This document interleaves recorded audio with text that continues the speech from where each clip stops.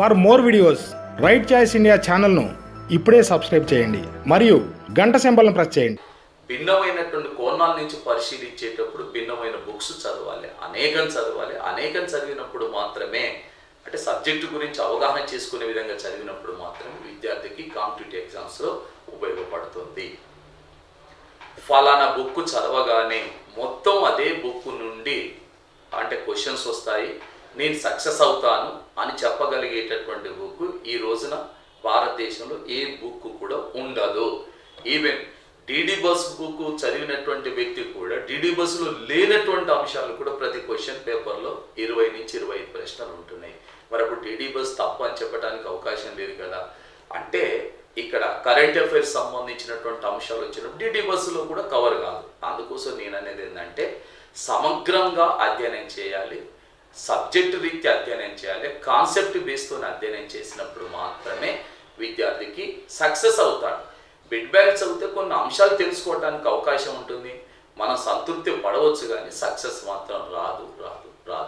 విషయాన్ని సబ్జెక్ట్ని ఏ స్థాయిలో చదవాలనేది కూడా ఒక ముఖ్యమైన అంశమే.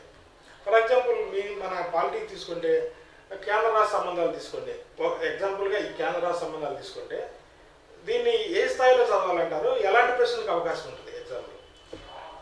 సరే, దీని ముందే నేను క్లారిటీగా వివరించింది ఏమిటంటే, ఫస్ట్ ఆఫ్ ఆల్ కేంద్ర రాష్ట్ర సంబంధాలు అనే అంశంలోకి వెళ్ళటానికంటే ముందు భారతదేశంలో కేంద్ర రాష్ట్ర సంబంధాలు అనేవి ఏ బేస్ మీద నిర్మించబడ్డవి అనేది చూడాలి.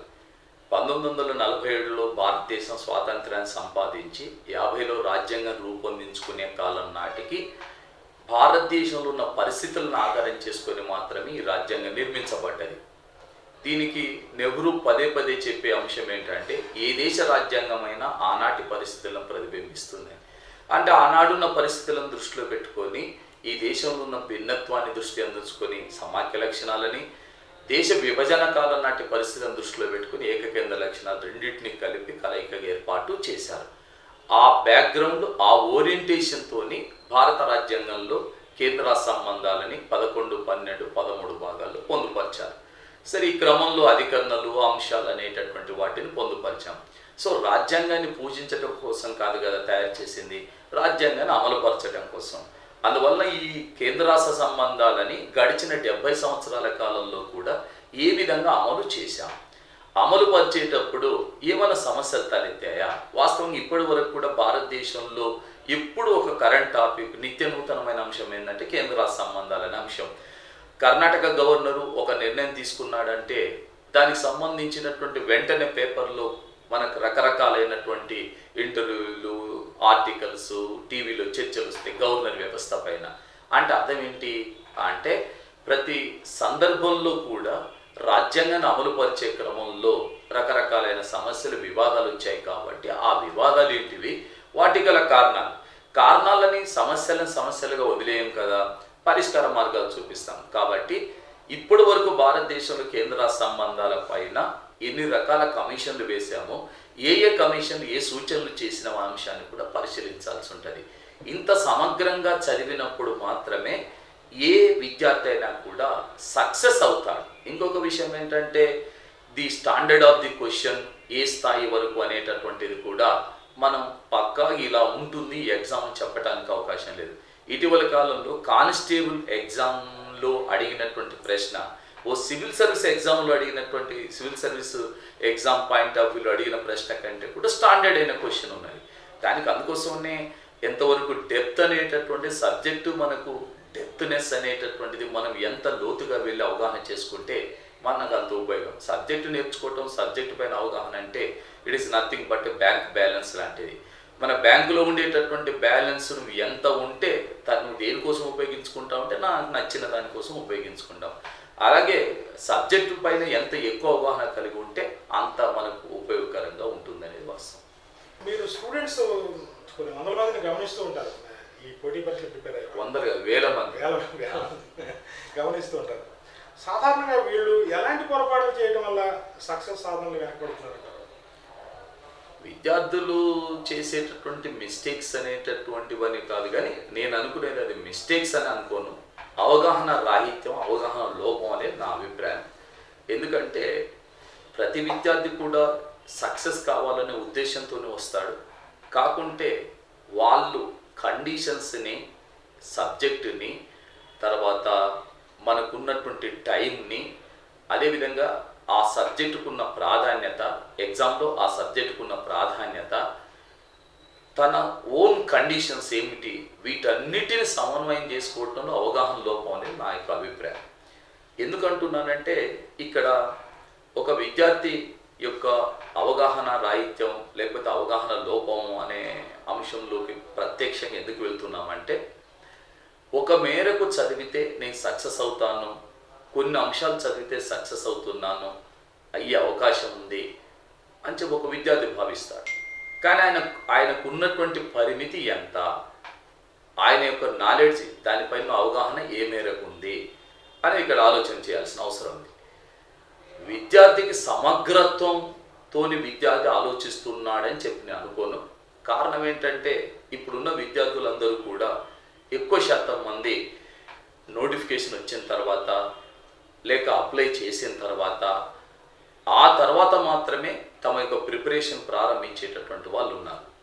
వీళ్ళందరూ ఎవరితోని పోటీ పడాలి అంటే గత 7-8 సంవత్సరాలుగా కష్టపడి దీనికోసం అంకిత భావంతో పనిచేస్తూ సక్సెస్ రాక, నోటిఫికేషన్లు లేక, సబ్జెక్టు పైన అవగాహన ఉన్నప్పటికీ నిరూపించుకోవడానికి అవకాశం లేకుండా పోయినటువంటి విద్యార్థులతోని పోటీ పడాలి. ఇతను చదివేటటువంటి 2 months 3 monthsలో సబ్జెక్టుకు సంబంధించినటువంటి అంశాలను అర్థం చేసుకోవటానికి ఇతను టైం పడుతుంది. అందువలన కేవలం బిట్స్ పై చదువులతోని ఏ విద్యార్థి కూడా సక్సెస్ సాధించలేడు. ఇది వాస్తవం. ఒక అంశం ఏంటంటే ఓల్డ్ క్వశ్చన్ పేపర్స్లో ఉన్నటువంటి ప్రశ్నలు ఏవైతే ఉన్నాయో అది విద్యార్థికి ఒక ఆలోచన కలిగించడానికి మాత్రమే ఉపయోగపడుతుంది. ఎందుకంటున్నానంటే ఓల్డ్ క్వశ్చన్ పేపర్ అనేది అదే అందులో ఉన్నటువంటి క్వశ్చన్సే తిరిగి రిపీటెడ్గా మళ్ళీ వస్తాయని చదవటం ఏదైతే ఉందో అది చాలా చాలా తప్పుడు అవగాహన. ఎందుకంటే అవి క్వశ్చన్స్ రిపీటెడ్ 1-2 క్వశ్చన్స్ రావచ్చు, రాకపోవచ్చు. ఓల్డ్ క్వశ్చన్ పేపర్ చదవాలన్న ఉద్దేశం ఏంటంటే నేను ఎప్పుడైనా సరే విద్యార్థులకు చెప్పేటటువంటి అంశం ఒకటే, సాధారణ ప్రశ్నలకు సమాధానం చెప్పగలిగిన వారు, ప్రశ్నలను గుర్తించగలిగిన వారి కంటే కూడా ప్రశ్నించే నాడిని పసిగట్టగలవాడే విజేత అవుతాడు. ప్రశ్నించే నాడిని పసిగట్టగలగాలి అంటే క్వశ్చన్ ప్యాటర్న్ ఎలా ఉంటుంది అనే విషయాన్ని పసిగట్టగలిగినటువంటి వ్యక్తి మాత్రమే విజయం సాధిస్తాడు. సరే, మనం కొంతమందికి ఆబ్జెక్టివ్ టైప్ క్వశ్చన్స్ లేక కాన్సెప్ట్ ఓరియంటెడ్ మొత్తం చదవాలా, ఆబ్జెక్టివ్ చదవాలా, ఇలాంటివి ఉంటాయి. మీరు ఒకసారి క్వశ్చన్ పేపర్ని అనలిటికల్గా విశ్లేషణాత్మకంగా పరిశీలిస్తే ఈ 2 ప్రశ్నలు ఉంటాయి. అంశాలపై ప్రశ్నలు ఉంటాయి, సారాంశం పైన ప్రశ్నలు ఉంటాయి. అంశాలపై ప్రశ్నలు అయినప్పుడు అన్ని కూడా ప్రశ్నలన్నీ కూడా డైరెక్ట్ క్వశ్చన్సే ఉంటాయి. ఈ డైరెక్ట్ క్వశ్చన్స్ అడగటం అనేది ఆల్మోస్ట్ ఆల్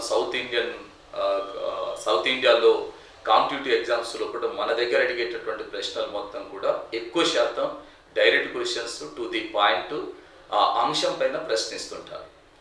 కానీ సారాంశం పైన ప్రశ్నలు అడగటం అనేది ముఖ్యంగా north Indian type of questions, UPSC type of questions. మీరు ఒకసారి ఎన్సీఆర్టీ బుక్స్ వాటిని మనం పరిశీలించినప్పుడు కూడా పై అంశాలతోని ఏవో 4 బిట్లు చదువుకొని వాటికి ఆన్సర్ తెలుసుకొని మేము విజయం సాధిస్తాం అనుకునేది ఏదైతే ఉందో దానికి నార్త్ ఇండియన్ స్టైల్ అనేటువంటి పూర్తిగా డిఫరెంట్గా ఉంటుంది. ఒక అంశం మొత్తం చదివిన తర్వాత దానిపైన ఒక ఆ కాన్సెప్ట్ అవగాహన చేసుకున్నటువంటి వ్యక్తులు మాత్రమే ఆ ప్రశ్నకు ఆన్సర్ చేయగలరు. మన గతంలో ఒకసారి ఐఐటీలో వచ్చినటువంటి క్వశ్చన్ పరిశీలిస్తే ఆల్మోస్ట్ ఆల్ ఒక హాఫ్ పేజీ ఒక క్వశ్చన్ ఉంది. హాఫ్ పేజీ మొత్తం ఒకటే క్వశ్చన్ ఉంది. దానికి వచ్చే మార్కులన్నీ 1 మార్కు. కానీ ఆ మార్కు సాధించడానికి విద్యార్థి అంతకంటే ముందు చేసినటువంటి కృషి ఏదైతే ఉందో దాని మీద ఆధారపడి మాత్రమే ఆ విద్యార్థి ఆ ప్రశ్నకు ఆన్సర్ చేయగలుగుతాడు.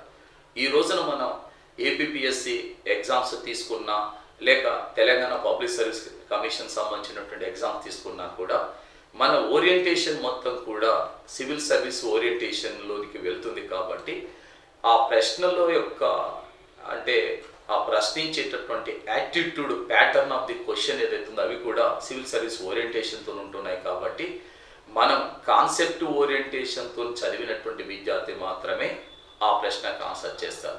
For more videos right choice India ఛానల్ను ఇప్పుడే సబ్స్క్రైబ్ చేయండి మరియు గంట సింబల్ను ప్రెస్ చేయండి.